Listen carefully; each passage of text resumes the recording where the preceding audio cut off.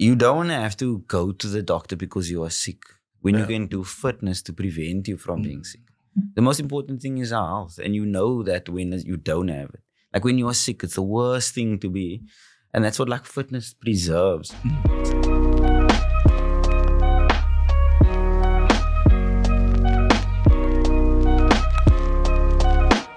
Welcome to the GenC podcast.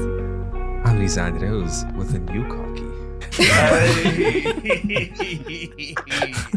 And the man in the Simon Hour paddle, Mancenzo. Jamie Jackson. How are you doing, Rizan? I'm good. Good to see you as always. Do we have two guests in the Yeah, it's always an event for our directing team, our production team. Yeah. They're like, no, what's going to go happen with these cameras?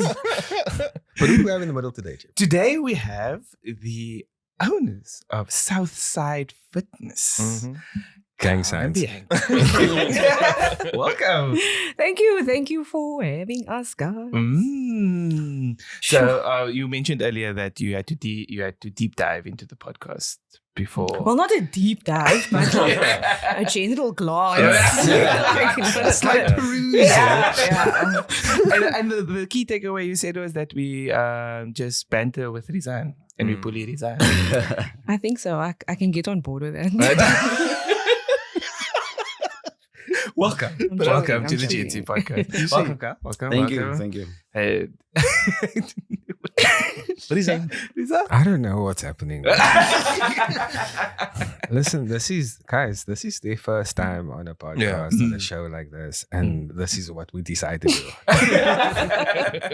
It's giving praat uit die huis uit. No. I was trying to make you comfortable, you know what I'm saying? So we do want to give a chance to introduce what is Southside Fitness. So, Southside Fitness, we a gym in the South. It started off, we're just about bonding with our members, connecting and focusing on fitness.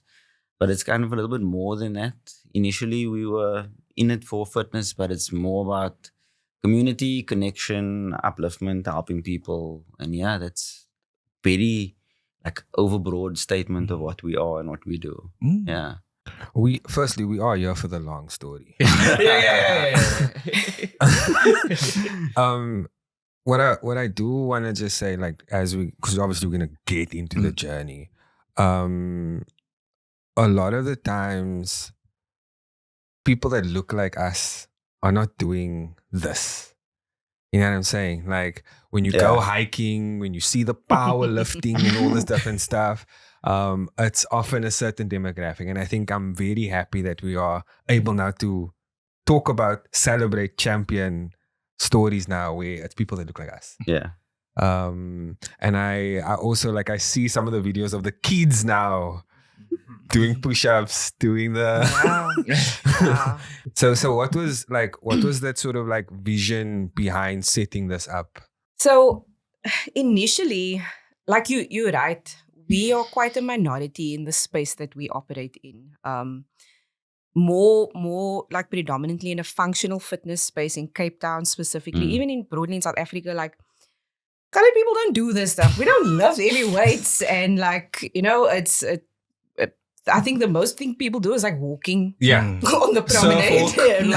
Surfwalk. Yes, exactly. And it's a whole trip. So like, coming into a functional fitness space, it's definitely a place where immediately you don't feel like, oh, am I going to fit in here? I don't think I'm going to fit in here.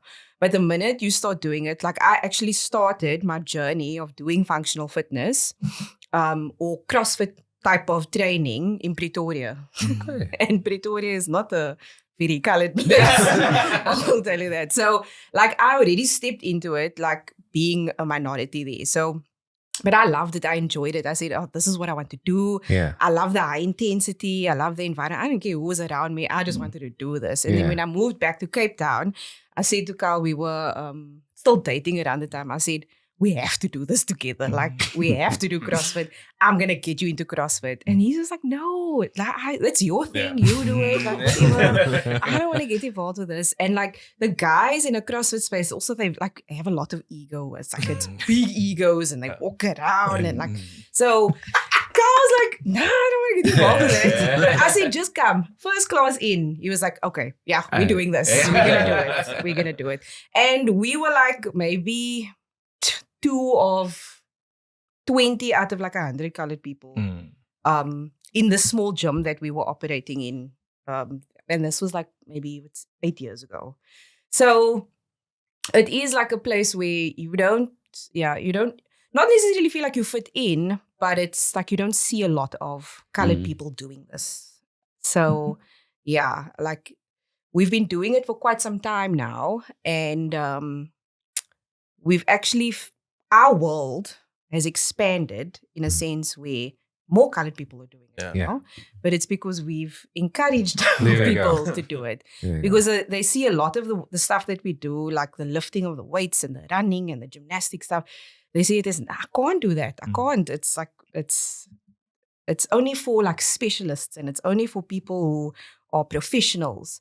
But actually it's not. It's accessible to anyone. And I think it's a big part of what we do is that we want to make sure people know anyone can do this. Absolutely anyone can do this. Regardless of how old you are, specifically your race, your age, your gender, whatever, anybody can do this. We have 16-year-old members and we have 65-year-old members. Lovely. We have moms, dads, grannies. Like we have people from every single walk of life doing it. And it's not that they're lifting the heavy weights, but they are doing a version of it. They are doing a version of functional fitness where it's accessible to anybody. And that's the message we also want to bring across, is that it's not only limited to like a certain group of people. It's not only like there are certain sports where you only see a certain demographic of people doing it. But we want to expand that idea that this is accessible to everybody. And the reason why I like the functional aspect is because it is a lifelong thing, right? Yeah. The healthier you are, the longer you can live. And also the science behind muscle development and maintaining and that sort of thing is good for longevity on the earth. And I think a lot of the times in our communities, we always pick up that mantle too late. Yeah. Or we decide, now I see I have high blood pressure. Now all of a sudden I must now go hit the gym. Yeah. And I'm not saying that is too late. By all means, you can if that's the spark, go and do it then. But you know that there's a whole journey before then that you can also be a part of that doesn't involve you lifting and looking like Johnny Bravo every day. But that's a consequence of the training, right? Yes. If your training is of a certain quality and a certain level, your body adapts to that. Yeah. But that's just part of the journey. But it's been a difficult thing to sell also to members of our community. Like we've always been involved in fitness, like since we were studying, like some form of fitness or the other. And like our parents are close to us, so we've always tried to encourage them because we see the benefits behind it. And it was a difficult thing for us to really sell to our parents. Yeah. Because firstly, we are parents' kids, and what do we know? And then secondly, like the aunties and uncles, they don't want to really do this. They see this and they're like, oh, look what Carl and Dom is doing. But more recently, like Dom's mom has gotten into the space and she's been training with us. And you can see like the benefits that it has. Like we have a kid that's 2 years old, so she's a grandparent. And just being able to like hold a little boy and you drop something and I need to pick it up. Like, can you put him down? Do you have to put him down? Or if you have a little boy that's running and you need to catch him, those are all like, and that's what we're about. We're about functional fitness. So that's what we try to sell, but it's difficult to really sometimes sell it to color people because they see this and they're like, nah, that's just not for me. Like, we're just going to go for a walk and we'll be fine. But it's not for us. We feel like it's not like really practical to everyday life. So that is what we try to encourage. And it's difficult to get our people into that space. And we try to facilitate that. I recently saw a video of this man was explaining if you want to like put like a jar of sugar on the shelf, that is a certain exercise that you need to start practicing. Absolutely. If you want to be able to sweep under here, you need to do a certain, and then, because I appreciate you guys are using the term functional fitness. And so what are some of those functions that you are trying to like ensure that as we get older, we still are able to do? I don't even think it's even getting older, but it's like at your age today, if the lift is broken at your work and you have to climb up 10 flights of stairs, Wow. can you? Wow. Without nearly feeling like you're going to get a heart attack at the top. Like, it's basic stuff like that. It's like, can you do the basic, ordinary, everyday life things without feeling like this is too hard for me to do? And that is what, it's getting out of bed. It's being able to brush your teeth. Simple stuff. Like, if you have stairs at home, walking up and down stairs, are you able to pick your child up? It's not necessarily even about getting older. Can you still maintain those things? Because we know as you get older, you lose muscle mass. Your bones get a little bit more brittle, and muscle mass preserves bones. It preserves bone density. So we always say to people, while into your 60s, you still need to be lifting weights. You still need to be strength training, and you don't need to be powerlifting or deadlifting like hundreds of kilos, but it's about you need to add on some kind of muscle to maintain the functionality that you have. So we don't even want to sell it to older people and say like by that point, it's like you already need to be doing something. It's going back into the people, young people, teenagers who are sitting on the couch, who are gaming, who are like YouTube, Netflix, heel dag. It's we want to reach out to those people and go like, where are you functionally? Are you able to participate in life functionally? If your friends say they want to go on a hike, can you go on a hike? Because you might be excluded from that because of your fitness level. And are you able to like join in on things and participate in life and not have your health stop you from participating in life? That's what we want to do for people. It's that like, I can go do something with my friends. I can go do something with my husband. I can get on a bike because my husband also cycles, or my friends do this and I can go and do it with him. Like, for example, let's say people that want to go on like a picnic or something, but this picnic is like, Kirstenbosch. Yeah, as soon as you said it, I was like, that's Kirstenbosch. and then they say, no, but we have a spot Yeah. right over there.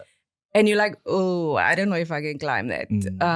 Now you feel excluded from something where you are 100% in control of your health and your fitness level. And it's something as easy as showing up twice a week to do this, to lift a little bit of weight, to run a that's little. difficult for some people. Yeah. Some people don't see that. Like you said, it's within their control, but then there's like, I get home at 6:30, or I sit in traffic for too long, hour in the morning, hour at night.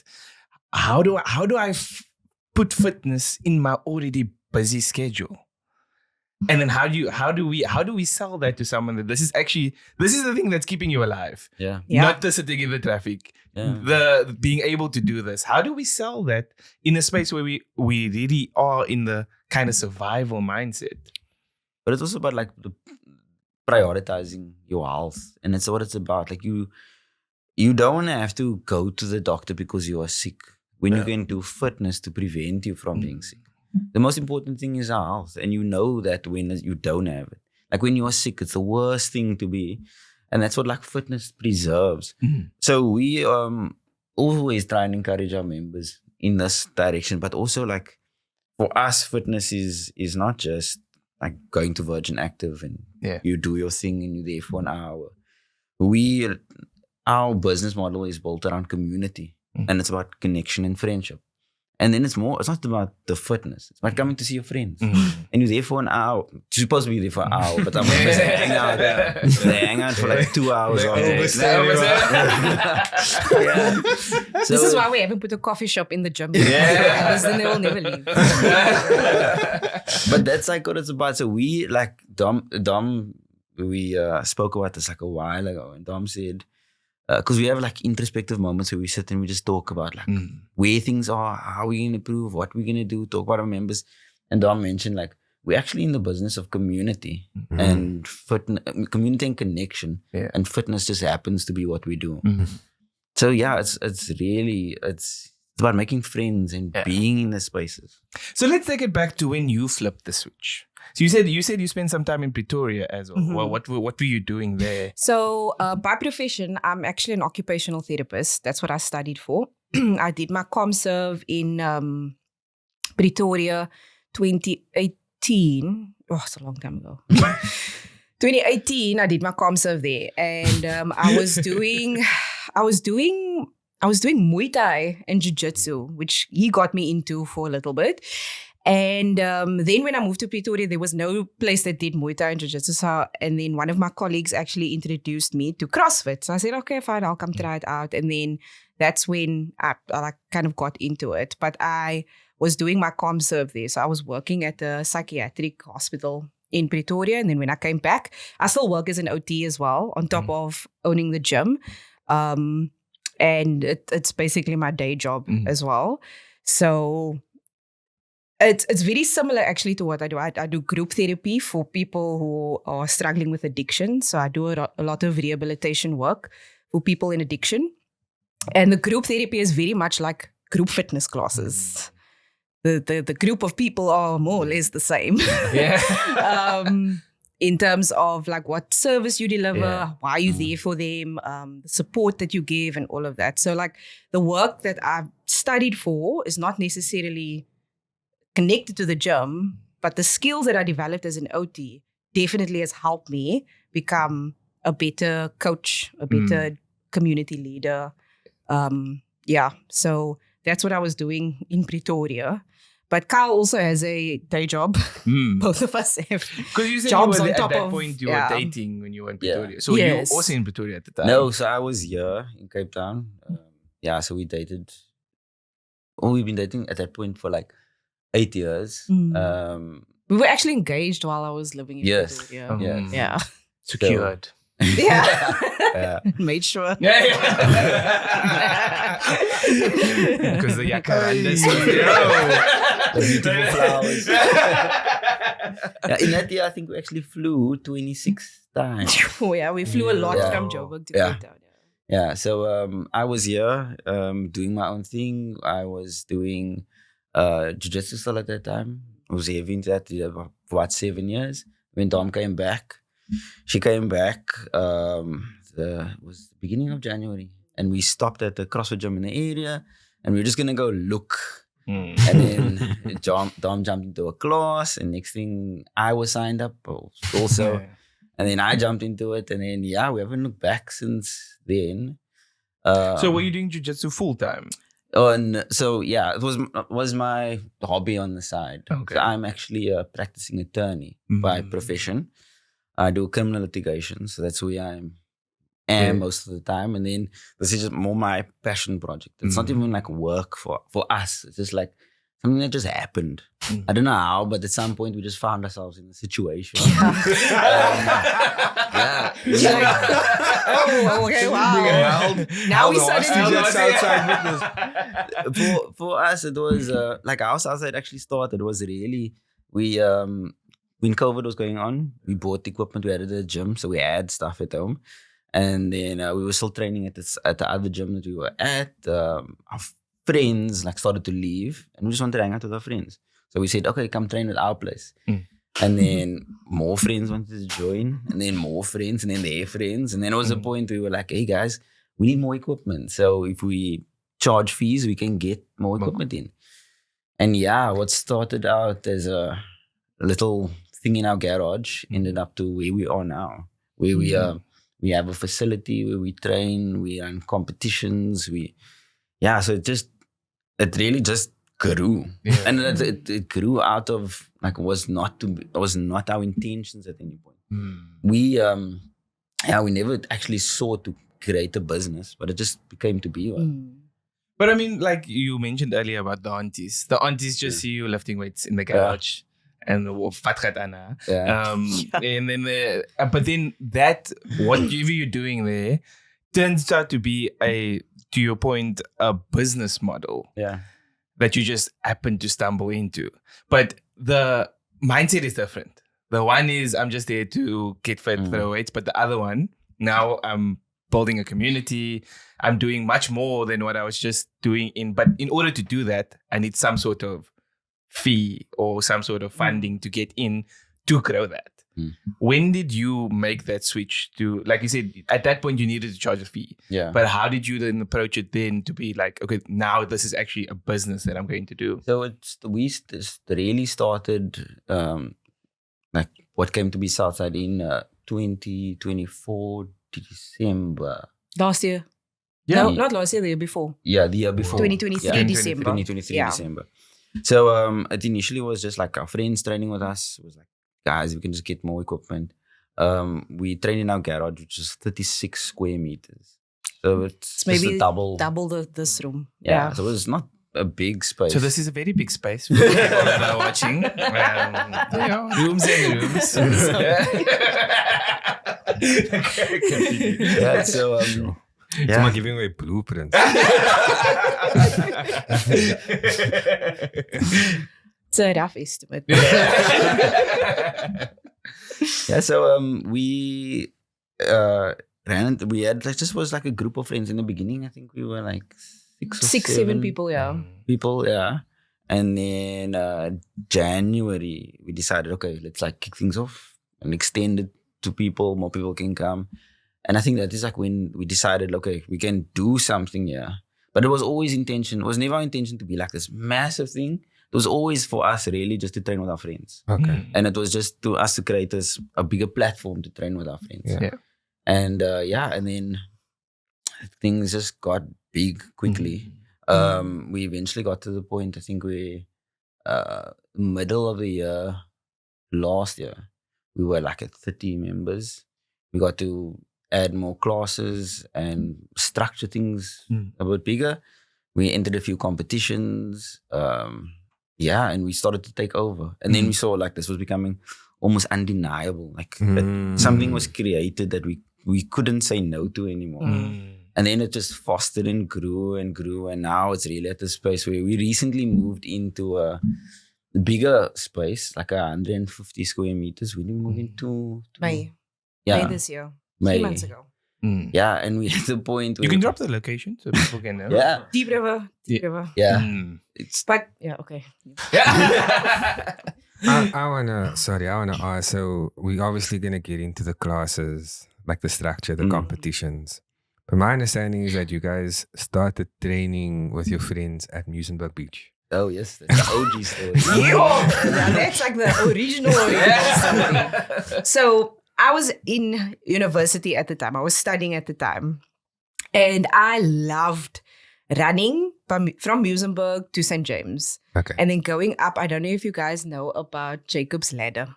Okay. There's a place in St. James called Jacob's Ladder. And it's like a very steep flight of stairs that you go up. And I used to run that thing flat, like almost every Saturday. And then I had another friend ask, can I join you? And then eventually there was like 10 girls that were like, okay, let's do this. And then I was like, okay, cool. We will meet up at Muizenberg and then maybe I'll take them through some fitness stuff. And I didn't have any qualifications. I just wanted to run. I wanted to climb stairs. I wanted to lift weights. And lifting weights was something that I really, really started enjoying, actually because of him. Okay. But he was doing like the typical bodybuilding, Planet Fitness. Like, I was like, okay, I'll go with you. I'll go with you. And that's how like the dating also happened. Yeah. Like our dates would be at the gym. Yeah.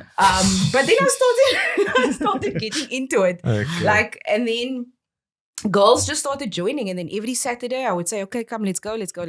And then somebody told me, why don't you just like host classes? Like make this a thing where you can actually make a little bit of money off of it. And because girls were really enjoying it. And there were like up to 15, 20 girls that would come in one day. I promise you, the day I started charging, nobody pitched up. Nobody pitched up. And I've never felt so defeated in my life. Like after that, I stopped it. I said, I don't think I can do this. It was the first time I really experienced like feeling like I failed in something because I charged. Yeah. And there was this thing going on in my mind. It's like, who do you think you are trying to charge people? You don't even have a qualification to do this. Like, but the girls enjoyed it so much. And for me, I didn't take it well. So I stopped it. Like I stopped it completely. And it never crossed my mind again for quite a few years. And then once we got into CrossFit again, the whole idea of the Southside thing kind of came up in my mind again. And then I started posting a little bit more things about my specific training on social media. And then I started getting a bit of a following. And then I became a coach and then I became qualified. And I said, because I was so passionate about that, I wanted to do this. But there was never like a thing of back of my mind that, yes, I'm still going to be that gym owner and I'm going to own a gym and everything. It was never in my mind until the opportunity presented itself. And we said, okay, we have our friends now and we have people who want to do this with us. I was already a coach. Why don't we do it? We actually went to go look for a facility, which we could not afford at the time. Yeah. And it's a blessing in disguise that we didn't actually get it because we would not have been able to sustain it. So we said, okay, let's just do it in our garage. We don't have to pay any rent anywhere. It's like, it's just here. We turned that little small space into, I can't explain, like the most incredible space you will ever experience. And the people who trained at the garage with us will understand and know this and know the feeling of what it felt like to train in that garage. We would sometimes be 20 people in that garage training like sardines in a can, but everyone wanted to be there. Yeah. We wanted to be there. And just on the topic of like, you know, when you asked about like, when did you start charging people? I was because of that previous experience, I was so hesitant to start charging people. I was like, I don't feel like I can charge people because they're training at my house. Like, I don't know how to do this. I don't know how to approach like, and it really, I had to question my own worth. I had to question like, what is this worth and why is it important to me? And I almost felt like I didn't have a right to charge people for it. Wow. And I had to say like, okay, we will charge, but we're not going to charge a lot. Like, we charge just enough to buy equipment and make the space bigger. But we never, to this day, we still don't pull salaries from the gym. Because we have our own jobs. Like we have our own professions that we do. And everything that we make goes back into the gym. It is community-based. It's like, I see. We don't, the benefits and the rewards we get out of it is what we see. And the connections that we have with the people that come to us. Mm-hmm. So from like the 6 friends that we had, that were just, it basically became like, now it's 60 friends that we have. And we really just honestly expanded our family. Like, wow. And everyone that comes into our gym knows that the gym is an extension of myself and Carl. It's an extension of our friendship group. And we all, like our friendship group, we've even brought them on as coaches, because we're all on the same page. We all have the same values. Like we kind of grew up in this together. So that's why I think it's also so successful, is because we have such a good team behind us. A team that we've been for the last 5 years without even knowing it. Like we were friends for 5 years. It was just friendships. But now we've turned those friendships into like, now they coach, they are part of the community. They are also leaders. We've expanded it to a point where now it's not just us anymore. Yeah. It's now more coaches, which can serve more people. And we want to put on more coaches, we can serve more people. So it's just like a ripple effect of what we are to each other, what we are to our friends, and it's expanded into what it is now. But also what Dom was saying about, and what you guys were also saying, it's difficult for like people, like our sort of people, to get into what we do. Because the barrier for entry is sometimes so high. Like the fees at some of these places are so exorbitant. And there is reasons for it, but we don't necessarily believe that. So we try to make it more accessible for people and like for our sort of people. To say like, look, it's a lot of money, but it doesn't have to be that. And the way we run our business is I always tell them we're probably the worst sort of business people. Because we don't look for the profits, but we see the profits in other ways, like the enjoyment from our members and like So what I can they're resonate doing. to that because this team that you're seeing in front of you, I have this exact same discussion with them, and they too have also alluded to the fact that I don't take the money that I need to take. Yeah. But that is not for me. That's not why I'm in it. Yeah. And it explains a lot of the decisions that I've made is similar to what you're describing. Is that there's something growing here that's bigger than myself. Yeah. Yes. And I need to facilitate that in the best way possible. And sometimes that means not taking anything out. Yeah. So that it can grow on its own. And I think that is it's tough when you get to that point, especially when you fully focused on it. So if you let's say you were solely dependent on the gym for your needs, then it's a different discussion. Yeah. Because now you have to, because you need to keep the lights on at home. Yeah. Now you have to charge a certain level in order for you to do that. And again, just to give you some feedback from I charged and they went away. Your price was just not for that market. Probably. Yeah. So the fact that you started charging is a good step because it allowed you to get to this point where you're now charging at a price point that gives you something back. Yeah. Because again, a lot of people are scared to charge. They're scared to put a number on it because it means like that, people go away. Because when it's for free, everyone's supportive. Where as soon as you start putting a number to it, there certain people go away. But all that is doing is revealing the right person. Yeah. Because the right person will pay the money to be there. And the right market will come to you eventually. Sorry, my co-host is loading there. Sorry, did I praat at the huis?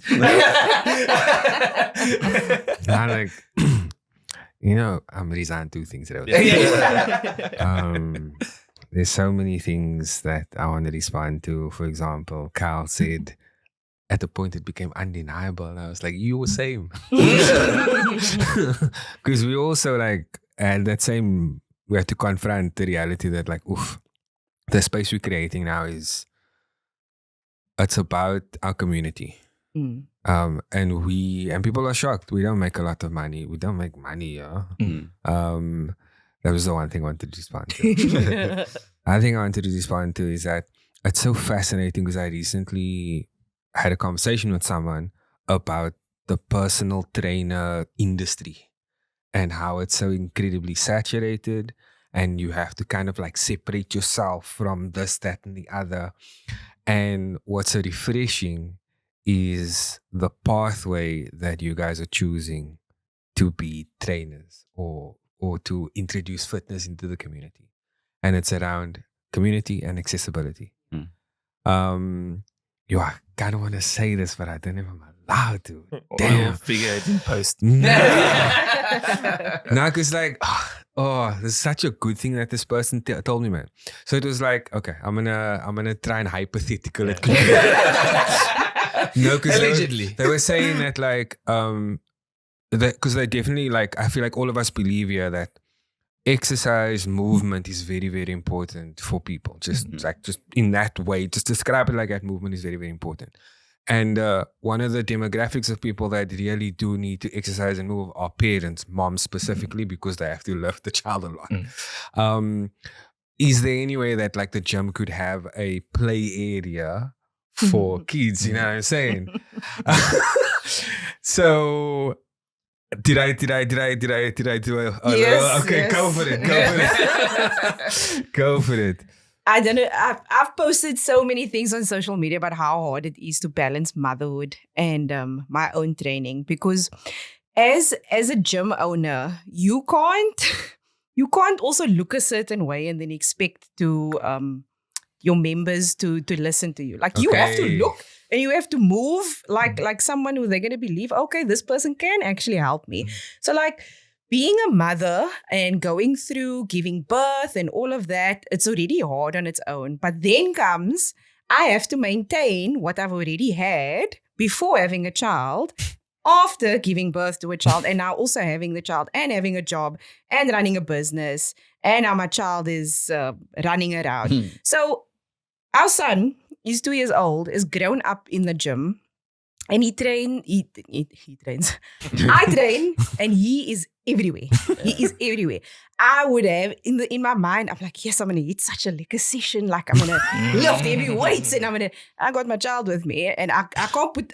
You must know screen time. You can't do too much screen time these days. So like, I'll just put it on for 15 minutes. But as soon as that 15 minutes are done, I know I'm not gonna have time. I'm going to have to, like find a way to get my training in. There's some days where I don't get to train, but I try and keep him around the gym with me as much as possible. But as a mom doing this, it's not easy. It is really, really not easy. And being able to maintain it is also not easy. But also at the same time, you know why you are doing it. It's also for him. It's also because he needs to grow up with a mom who can pick him up, who can run after him, who can at play dates, like be involved. Yeah. Like I want to be involved in my child's life. And I don't want to be able to I don't want to sit with the idea that my child wants to play on the floor, but I can't even get down onto the floor. Like for me, I can't understand that. And when I look at moms and this for me is like the best thing. Women, especially, going into functional fitness or weightlifting or CrossFit, they come in and they go, yeah, but I don't want to look too bulky. I don't want to get muscles. I'm like, you don't understand how hard you actually have to work to get those muscles. But anyway, and they're also scared to lift weights. And I say, just pick up a 5 kg dumbbell. No, that's so heavy. It looks so big. But in the meantime, you are carrying 10 bags of groceries from the car, which is 20 kilos. But like, you can do it. And I always tell them, if you can pick up your 10 kg son or your 10 kg daughter and you can carry all those grocery bags, you can pick up a dumbbell or you can pick up a barbell. You just don't. It's the intimidation of like, I don't want to look like this, or I don't want to pick up that, or I'm going to get injured or something like that. Like, we have to break all those walls down to get a woman to step in to functional fitness to go, it's not that. Like, there's so much work that we have to do, so much conversations we have to have with women, especially moms, because they are so scared of getting into that space. But it's actually the very thing that they need. Yeah. The very thing that they need to participate in their child's life, to be present in their child's life. You need to be functionally fit to be able to enjoy parenthood. Yeah. Else you're not gonna enjoy parenthood because there's so much stuff you can't do with your child. Yeah. So yeah, it's it's rough. It's really rough. But at the same time, it's very rewarding. I wanna also just thank you for that. I also wanna value. Yeah, that is great. I was so scared to it worked out. Another thing that is it's antithetical. Yo, right? Sure, that's also from the drama. we need a design explanation. Yeah. So it's like it's contradictory. Okay. And it's this thing where a lot of the excuses are like, I don't have time and I don't have energy for this. But what exercise actually does, it actually boosts your energy reserves. Yeah. It raises your energy capacity. The more you exercise, or the regularly you exercise, the more capacity you actually end up having. And that's why I'm saying it's antithetical. And yeah. And that's the because that's the first one. Ek is moeg. I don't smoke. I don't list. Yes, absolutely. But the moment those endorphins, enkephalins, all the good juices come through for you, boo. That's gonna sort of change. And I mean, I it would be now last week, but I hiked yesterday. The fourth wall, you said. This is coming out. I hiked yesterday, and it is important for me because I want to get my energy back. So. Yeah, there's not a question there. I just wanted to say that. We're proud of you. So how do you maintain, I think for you two, as a couple, you have a child, now you have this business, that in itself is already a tough task. How do you guys maintain that? Because a lot of people don't want to work with people close to them for the fact that you can't have the hard conversations. Mm. How have you found those conversations to be between you? I think so. One of the first things we did when we started Southside was talk about our values and what we wanted the business values to be. But it ended up being like a discussion that actually just reflected our own values in our relationship. And one of the things was just being accountable to each other. So it is difficult, like running a business together with your spouse and your son. And this is, and now I need to do that and work and stuff and all of that. But just by being accountable to each other and being able to say, like, look, this is just not working. So yeah, it's just been like accountability, honest, and being transparent between the two of us. Yeah. It's really helped us. But I also think like we've had to also set some very hard boundaries because also when the gym was at our house, when it was in the garage, there was almost like no line between our home and our business. It was one space where it was like we would walk into the kitchen and then into the gym, and there would be people there all the time. And yes, there was a big part of us that loved that idea and that space. But at some point I said to Carl, we have to move out of our house because like it's starting to affect our ability to switch off from the gym, our ability to switch off, because we would wake up, coach in the morning, we would go to work, we would come back, coach again.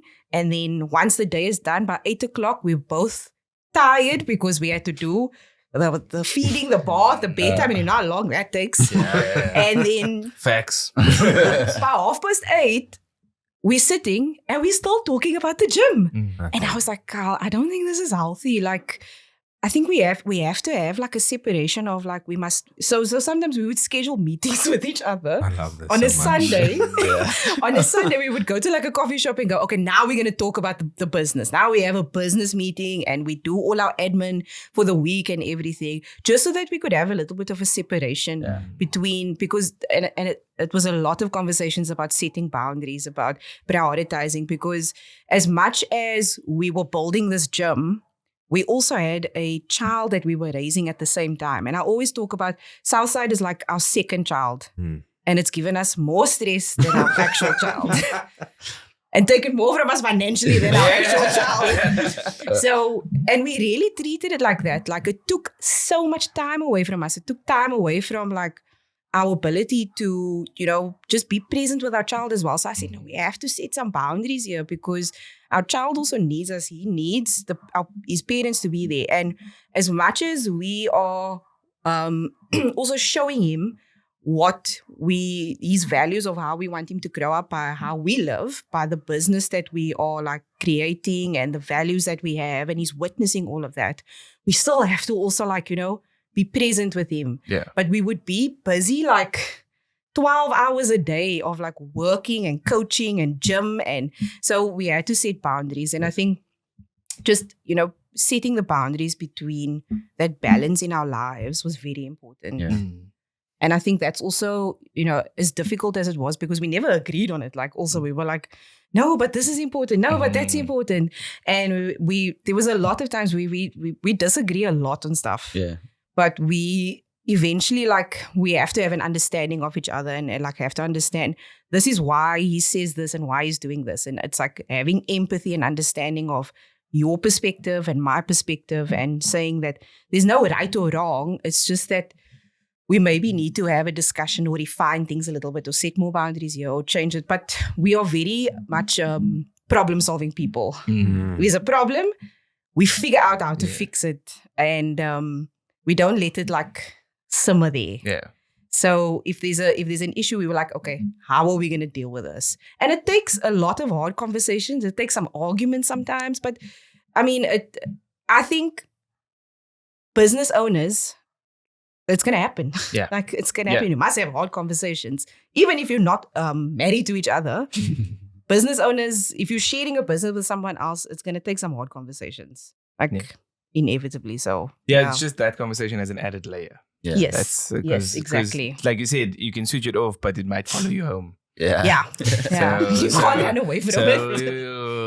It's like you turn around in bed. Oh, no. Yes, it's what I'm from work. Oh, it's my boss. Oh, that's so good. And it's so funny because like 5, 6 in the morning, you would wake me up. Like, I have this idea of like what we must do, and we need to post a reel and this and that. And I'm like, whoa, buddy, I'm off duty now. Like, I have empathy for Dom a lot of the time because I have these crazy ideas. I'm like, I just need to take this into the next level. Yeah. And I'll be like, this, I have a new project, I have a new this, a new that.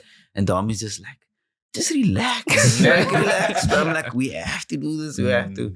So yeah, sometimes in the middle of the night, I'll be writing notes on my phone. I need to tell Dom this. It's for working hours. Okay, so let's get into what are the classes and programs you offer, and then subsequently, what are the type of competitions that you participate in?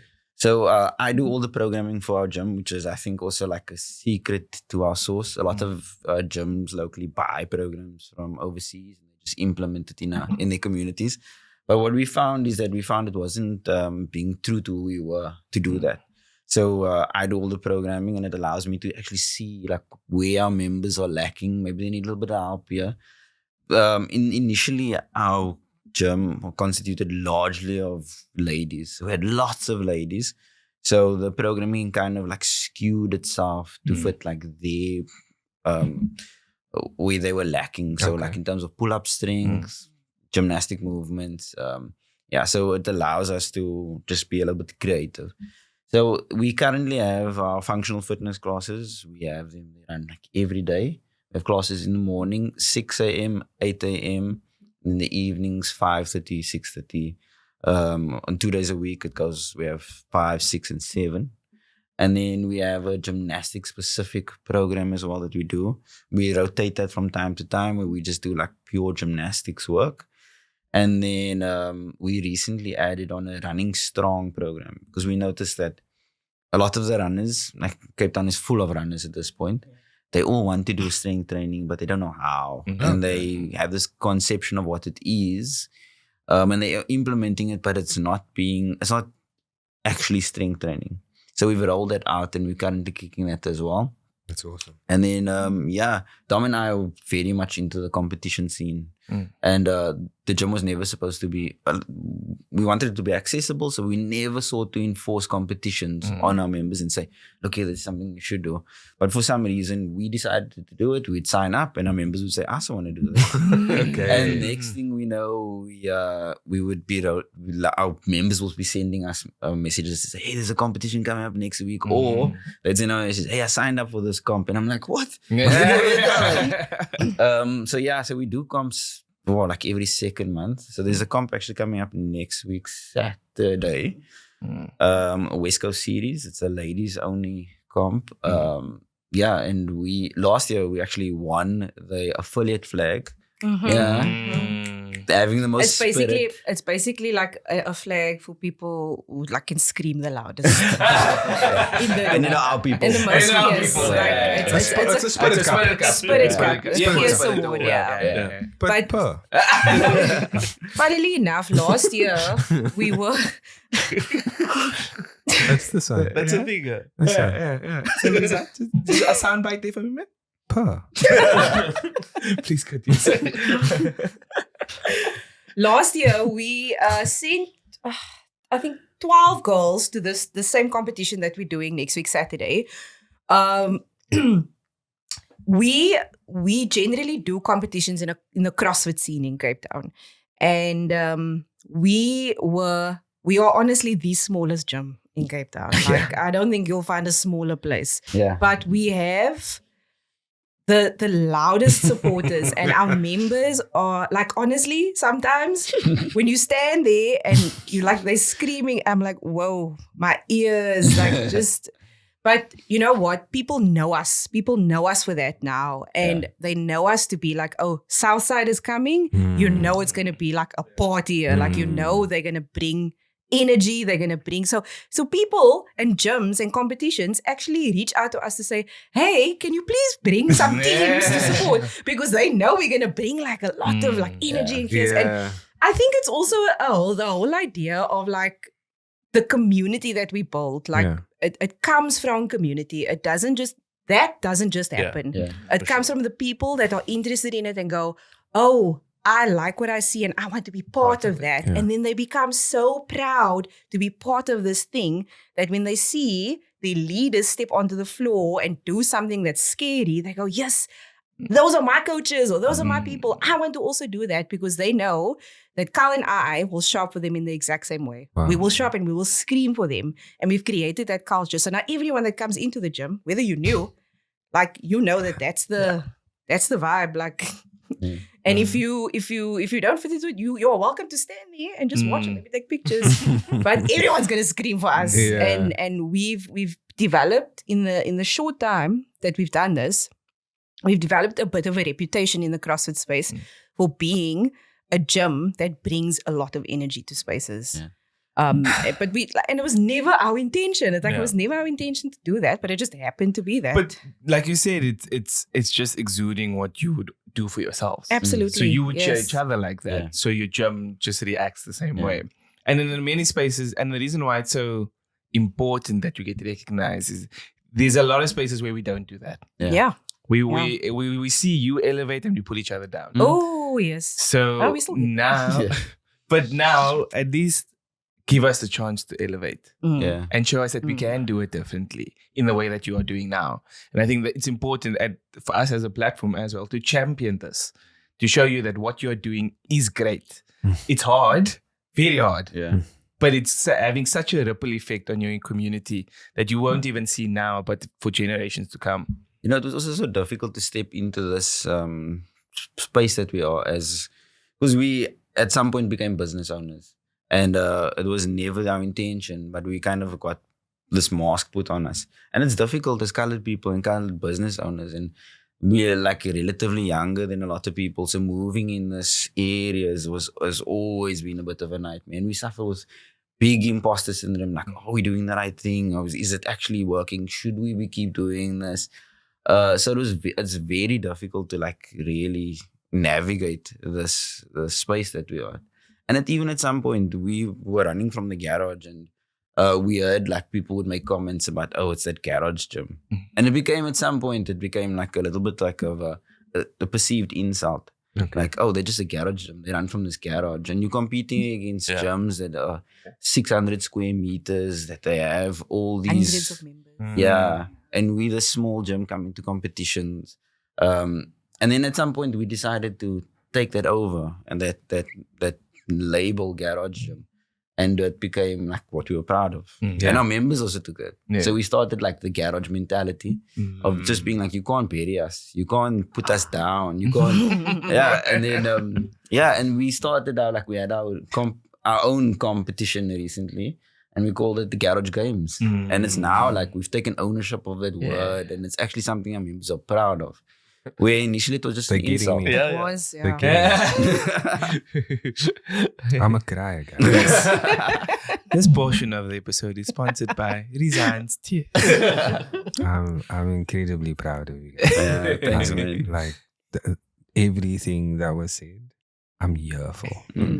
Because I was also gonna say that is actually how sports as an entertainment vessel or just as a means for motivation, inspiration, that's how they grow with support. And you guys were able to bring support to that particular space. And I was like, oh, so excited. Color dub. Big dub. W is in the chat.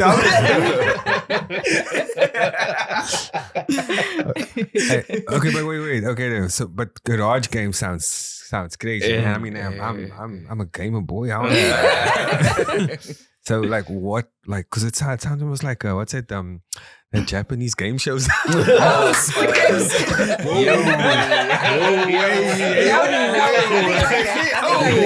Hell, not that one. The one that obstacle courses. Total Ninja. Total Ninja. Warrior, those type of Something like things. that, yeah. Sorry, that's it. Yeah, last man standing.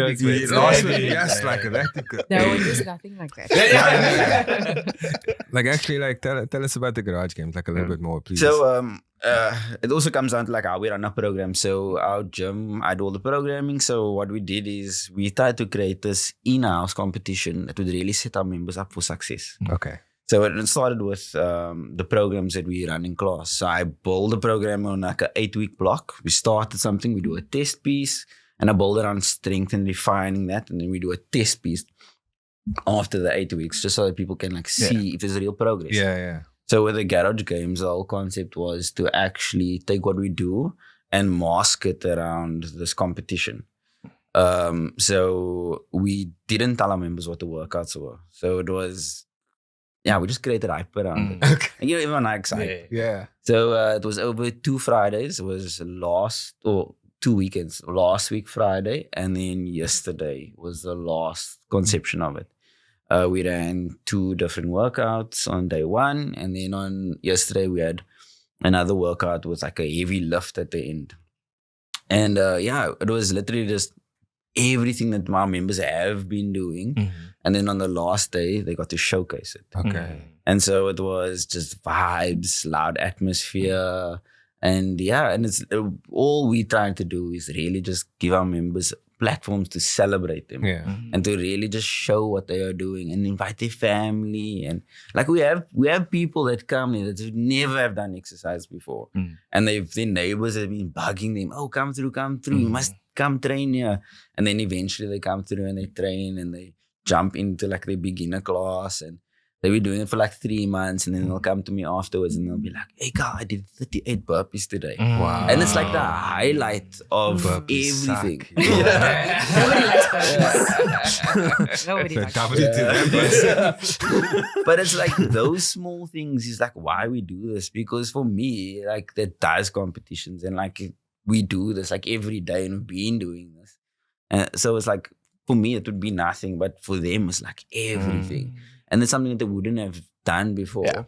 And so it was building them up to really showcase it. And then they bring their families, and their families are there, and their mom is there, and their sisters or their brothers and their siblings. And these are like adults Yeah. that is doing this. And like, you don't always, like as adults, we don't get the opportunity really to showcase what we do. You just go to work and you run errands and you do chores and you make sure your life is like functioning, but you don't really get the opportunity to like celebrate what you are doing.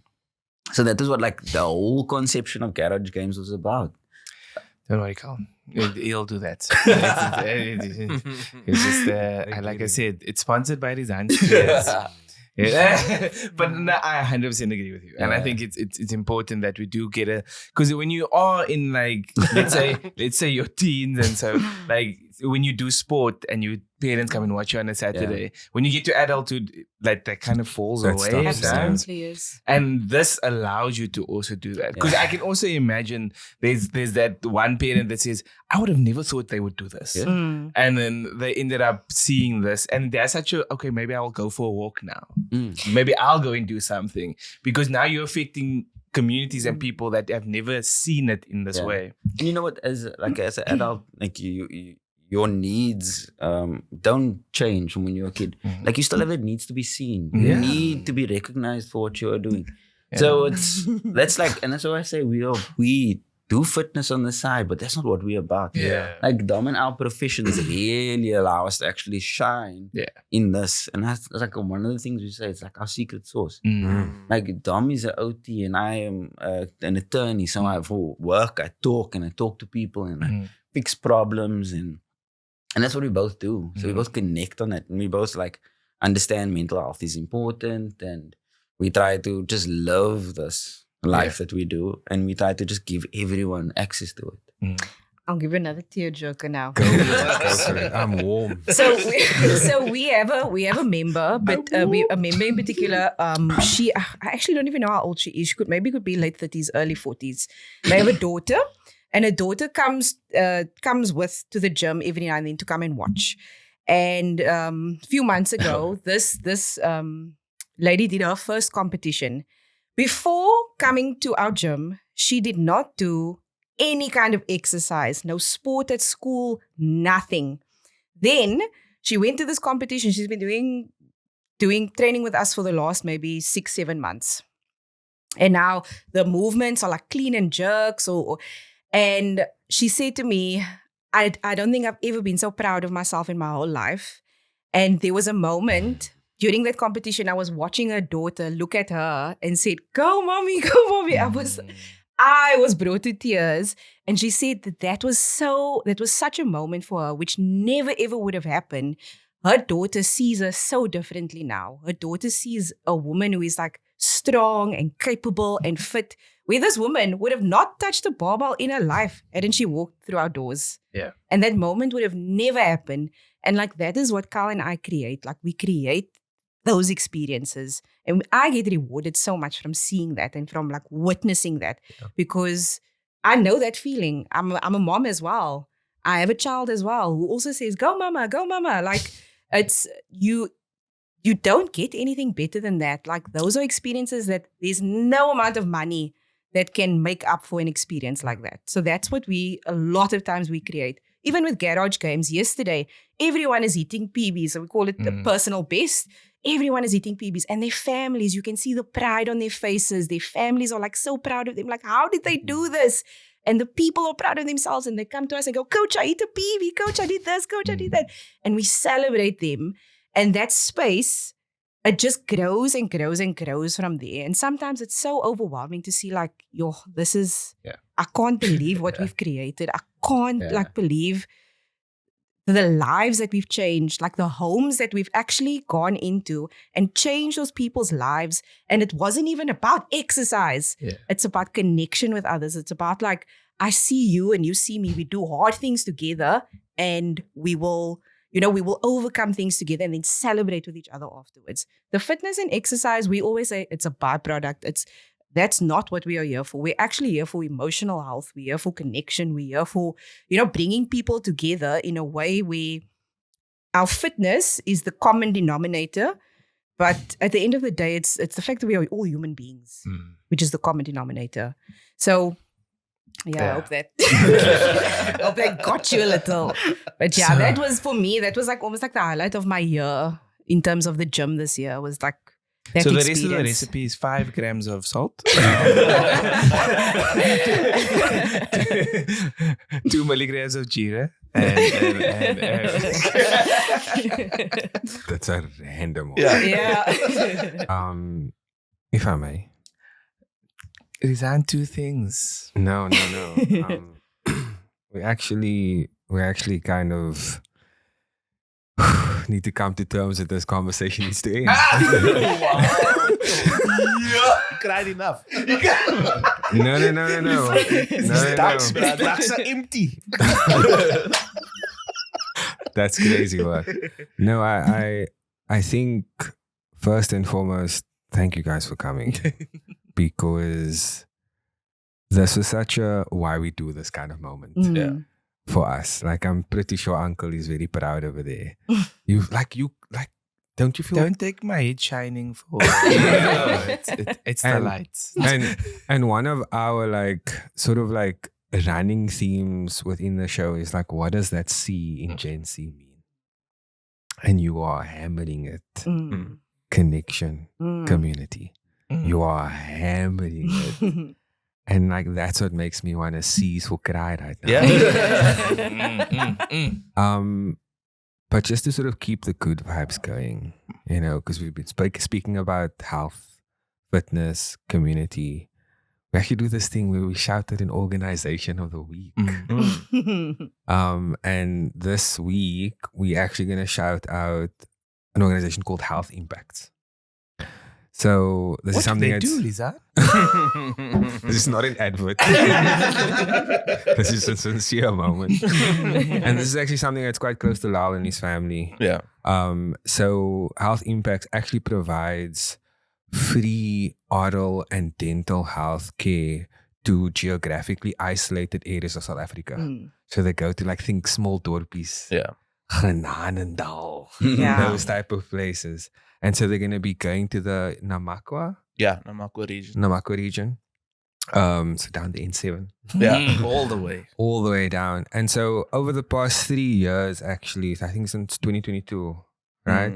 They've been supporting thousands of people. Yeah. And they've done this through fundraising, through community support. And they're actually going to have an event now, the 17th of August, at the Homecoming Center, where leading medical experts are going to be speaking about health, wellness, different ways that you can, improve your own health. And so, please do check out Health Impacts. They're going to be helping give free dental healthcare to kids from the age of 5 and 17, and also help people with mental and Special needs as well. And it's an amazing venture. Dental health is something that as a country we need. Oh, it's terrible. And I can imagine a lot of these dorpies have like one or no dentist. Yes. Yeah. So Or that they have to drive for. or they have For to the drive extremely closest- far. yeah. So please do check out Health Impacts. Yeah. We'll link it down. We'll link it down. Thank you, Rizan. Yeah. I'm still emotional. But I'm a professional.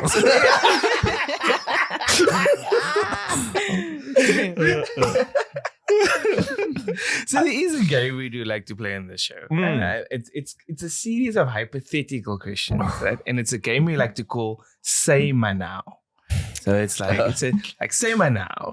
You wanna put in the scenario. How would you JP's wearing react? the. Yeah, I'm wearing the topic. I'm the only one Say that's Ma not. Now. Actually, wait. No. I'm representing a brand. New car, today. Kimus. No, I'm representing a brand. Bro. You say, Hey. Just go. say Ma Now. Everyone aged backwards Hey, after 50. How would retirement change? Whoa, the curious case. Say Ma Now. Everyone aged backwards after 50.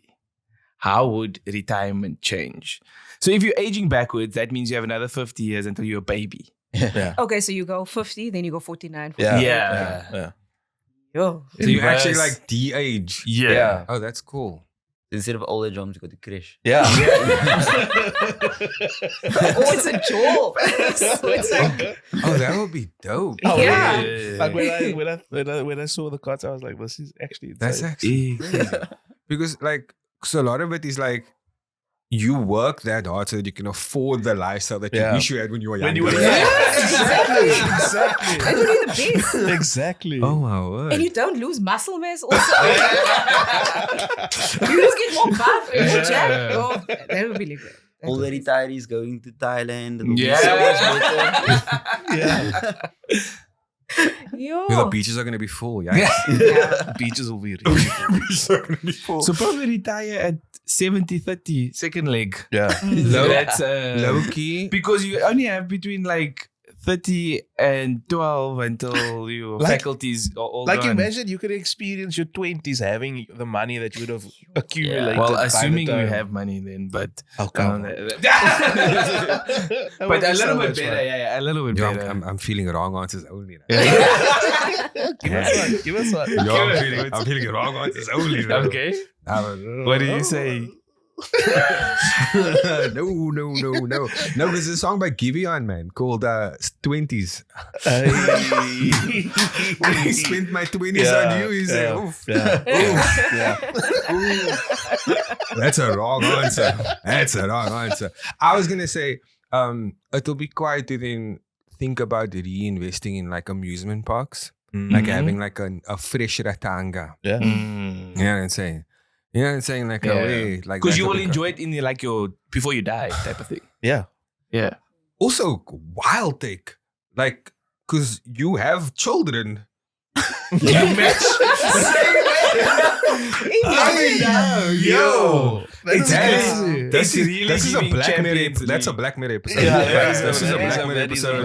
It's really I- giving I- second leg I'm champions. actually opting out of this question. It's getting very complicated. This is a Black Mirror We episode. go very deep. Yo, yo, bro. But I would change. Yo, but I like Opted out. how we. Now answer. You answered it. I said 30 in my second leg. Oh. Yeah. That would be my answer. Okay. But for no other reasons. I we're would just testing get your so. I reading would just skills. get so fit. Don't understand. I'm testing your The reading older you skills, get, yeah. the harder it is. So Yeah. yeah. Okay. Apologies for the handwriting. Don't do that. Okay. You're better than that, JP. Sorry. Okay. Say by now, you could easily beat your personal best on demand, but every time you set a new PB, you screech like a monkey.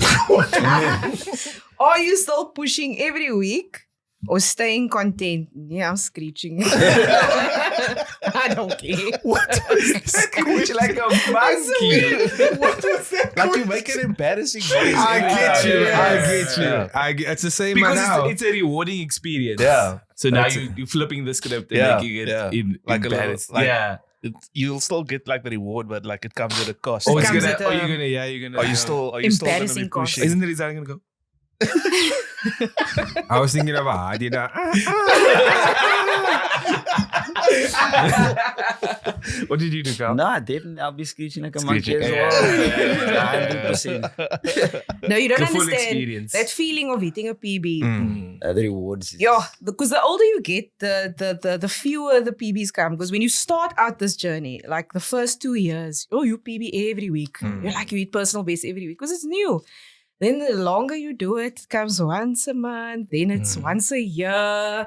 So when it does happen, it's the best feeling ever. Like, it's really the best feeling ever. So Worth the I would- monkey screech. Yeah, Yeah. absolutely. No Yeah. question about as it. someone who I'm not good at what's this thing? What's this Bench thing? press? Bench press, thank you. Yeah. That's so bad I threw the name away. It's so bad I threw the I'm name not good away. at push to start. Hey yo. But when I squatted 100 kgs, your best day of my life. Best day of Yeah. my life. I was like, yo, 3 digits. Right. All the way down. For you 2 say. ribs. Oh, yeah. For Oh, 2 yeah. ribs. Oh, Yeah. yeah. Right. With the bar, without the bar. Huh? What? No, Oh, 100. the 100 kilos. 100 on the plates or 100 with the bar? That's my question. Oh, do you mean like 120? Yeah. Yes. Like was it? It's 100 Yeah, with the bar. okay. With the bar. No, Yeah. but that's great. Yo, JP with the technicality. Yo, I felt abused. I felt like Caitlin was coming out here. Was good. That's great.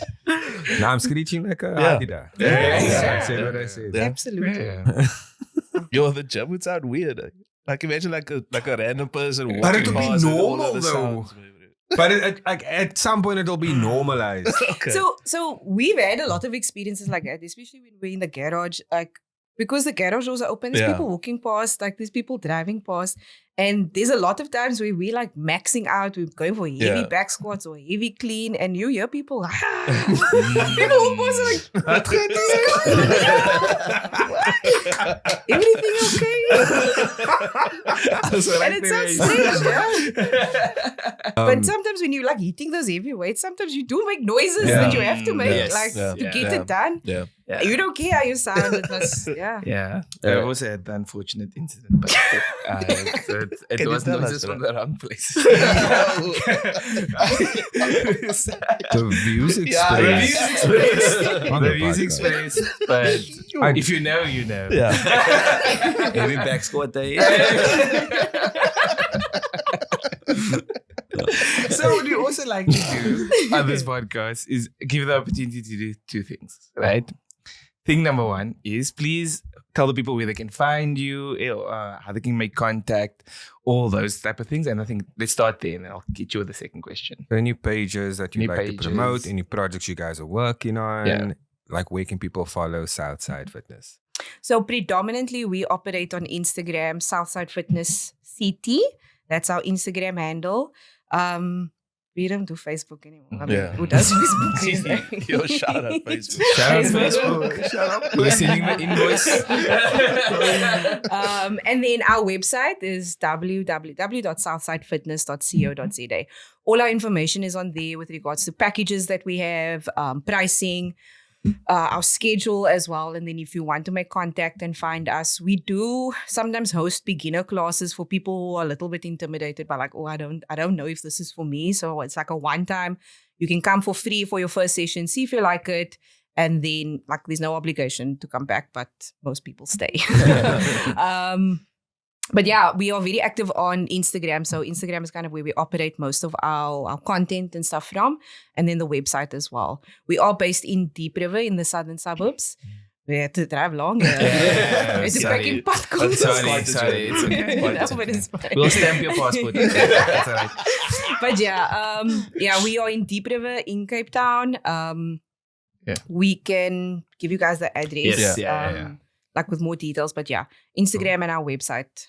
And We because there's two of you, we're just going to switch it up a little bit and ask this week, what are you grateful for? Oh, Definitely, I think, garage games that we just finished now, our membership, where they are at, and just seeing like how healthy our community is. Not even just like physically healthy, but like everything's in a good space. So yeah, I think personally, today that's definitely something that I'm very grateful for, as well as also like for Dom, like put in a lot of work to make this happen. So yeah, I'm definitely grateful. The space that we are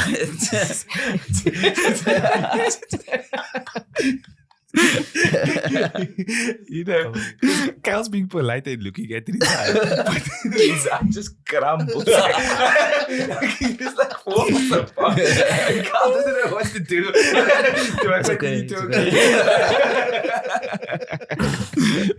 So we also started introducing something new on the shows. You have any questions for I see you us? cooking there. Wait, just hold on. Dom's also grateful. Are we? Are you so grateful for something? I'm always grateful. Please. I'm always grateful. I'm grateful. I think, I don't know why this week specifically, there's a lot of opportunities that have been coming our way. And it's almost as if, we don't see the hard work we do until people start noticing. And it almost feels like this last few weeks, people are starting to notice us. I mean, even coming here, it's like an opportunity for us. And we are getting so much opportunities. People are finally coming to us instead of us going to them. So I'm so grateful just like for the opportunity to do this, for the opportunity to grow, the opportunity to meet people, the opportunity to do something that feels meaningful in life. But yeah, that's very deep. Yeah. And even on that point, like when we were hosting garage games, we wanted to make it exciting for our members. So we tried to put prizes together. And we reached out to organization upon organization. And it was just so difficult to get anything from anyone. Yeah. And I also felt like it just because they look at us and it's like the small colored gym in the south. And we never get like that recognition. So it's also like it's a difficult space to operate in. Yeah. But like as we said in the beginning, we're becoming undeniable. And I'm just building on that. And at some point, we always talk about this. They're going to say no now. Yeah. But tomorrow they're going to come and ask us. And that's just like the role that we're on. We're just going to be undeniable. But that's a bar though. You're becoming undeniable. Yeah. Love it. That's crazy. I want to. Two things, Rose. Here we go. Yes. So the question that we normally ask is to provide a message to your younger self. And I think it's quite appropriate that you have a young son. And I think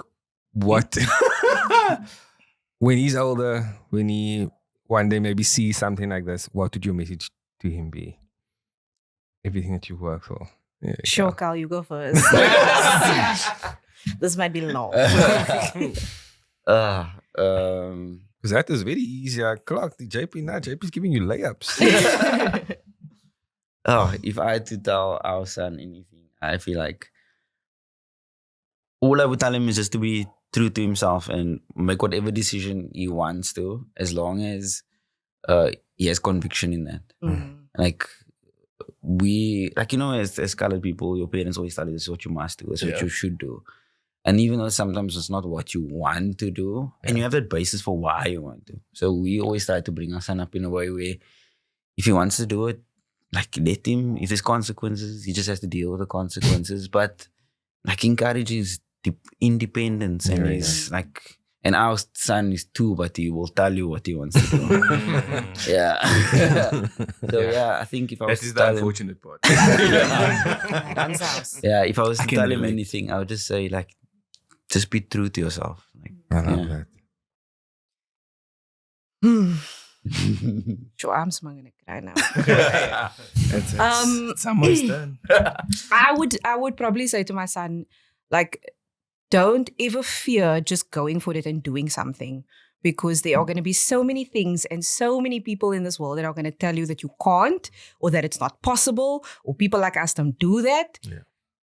You do it. If there's something you want to do, without hesitation, even if you're scared, do it while you're scared.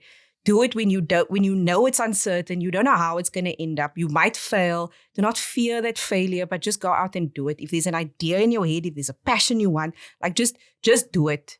Don't come up with excuses of, yes, but this person said I couldn't do this and this and this and this. It doesn't matter. Just do it. Start it. Go for it. Like, we have a thing that we say at Southside Fitness called Dare Greatly. And it basically means is that I'm going to go for something despite the possibility that I'm going to fail. But it's not why I do that. I do it because I have the courage to do something that is very vulnerable. And I could fail, but it doesn't matter. It doesn't matter. And that's what we tell our son, we tell our members, we tell everyone. It's like, we go out and do it. It's not about the podiums. It's not about having the most money. It's about the feeling you have of saying, I could do something, when so many people were telling me, no, you can't. Yeah. Like, the gees is here. That's what you came here for. This is that's why you subscribe. Yeah. So just a bit of like a peel behind the curtain. I realize why we ask that question a lot. That's for us. Like, your ears are close to your mouth. Dare greatly. Just so that, like, you can put us under pressure, we like to give the guest now an opportunity to ask us a question. More that side. Because Like, there's more anything. tears happening on that Go side. for So it. there's Like, whatever you want to ask, go for it. Because, like, just to put us under pressure, Yeah. like, Absolutely. get us sweating a little. So how are you guys dating greatly? Wow. That is a bore. So okay. I'm very lucky. I recently left my job. And I am choosing to try and live authentically. I have 2 cool workshops coming up that I'm going to go to. One is actually on design thinking. And I'm hopefully going to use that as something that can give me the certification, the courage to step into what I'm supposed to be doing. So I've been working in the education, edtech space for the past 9 years. And I feel like there has to have been a reason why I was doing that. Yeah. And it can't be for what I was experiencing. It has to be something bigger. And so I'm keen to actually take the step and walk that walk. So yeah, look, I'm doing the boldest thing I could ever do, and that's choose myself. Yeah. That's what it's all about. Mm. And it's scary. Yeah. It's very scary. Anxiety. So I think for me, I've been more so now that my son is also 2.5. I've been increasingly being aware that I am actually the first representation of a man that he sees. Wow. So it's been quite a journey to realize that if I'm not doing a certain thing, he's going to assume that is how he should be behaved. And increasingly, I've been daring myself to act more for him to see what it takes. He must see that I'm tired, but I'm tired and I'm still doing this. He must see that I am emotional, but I'm still able to bath you and that sort of thing. Because I've become more conscious that through my actions, he is learning how to be a man on his own and increasingly being aware to that. So I've been dating myself to do things when I'm tired, do things when I don't feel like it. And I think that's how I'm living daringly at the moment. Wow. That might change in a few months, but that's like me that. now. I like that. Do you have one, Class? No, but also just like what you were saying, I have like a special like thing for that because my son is currently. We never planned to have a son; it just happened, and it's like the blessing that is, and I like try to almost. It's part of my identity and who I identify as. So I started a thing where I would call it dad hours, because I work a 9 to 5, I coach, I do all of the stuff, but I made it important consideration for my son to make sure that I'm physically active. So I would have a thing where it was dad hours at 8 o'clock at night while Dom's bathing guy. I would take a dumbbell, 20 minutes in the gym, just a quick workout. But it was also about like for him to see that despite everything, I prioritize myself, because if I don't, I think this is a colored thing. That colored people never prioritize themselves. It's always about other people. Yes. And codependency is like rife in our community. And if I'm do everything for him, he's gonna see that that's how he should be, and then he's gonna do everything for someone else, and he's never gonna be there for himself. Wow. So that is what what I've been doing, and I call it dad hours because it's just so important. And I take that as permission to steal for future episodes. And if you like this kind of content, please do like, share, subscribe, turn on that notification bell, and we out. Peace.